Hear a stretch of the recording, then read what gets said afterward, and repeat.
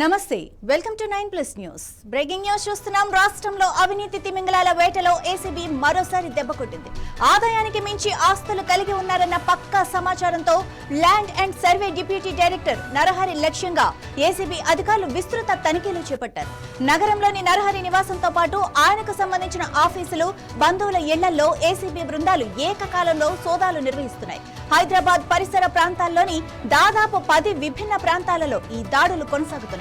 నరహరి తన అధికారిక ఆదాయానికి మించి భారీగా అక్రమ ఆస్తులను కూడబెట్టారన్న ఆరోపణలపై ఏసీబీ ఈ చర్యలు చేపట్టింది.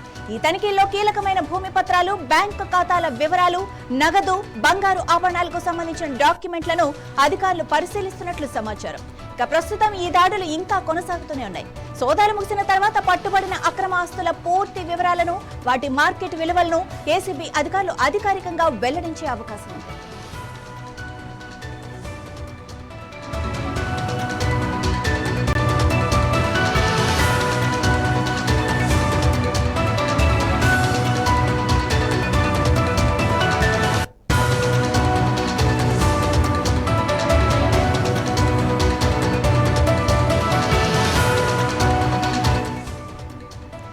బ్రేకింగ్ న్యూస్ చూస్తున్నాం. రాష్ట్రంలో అవినీతి తిమింగలాల వేటలో ఏసీబీ మరోసారి దెబ్బకొట్టింది.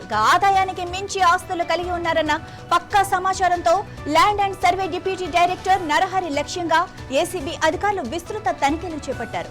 నగరంలోని నరహరి నివాసంతో పాటు ఆయనకు సంబంధించిన ఆఫీసులు, బంధువుల ఇళ్లలో ఏసీబీ బృందాలు ఏకకాలంలో సోదాలు నిర్వహిస్తున్నాయి.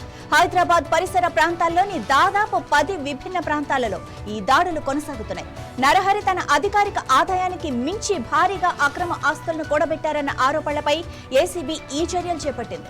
ఈ తనిఖీల్లో కీలకమైన భూమి పత్రాలు, బ్యాంకు ఖాతాల వివరాలు, నగదు, బంగారు ఆభరణాలకు సంబంధించిన డాక్యుమెంట్లను అధికారులు పరిశీలిస్తున్నట్లుగా సమాచారం.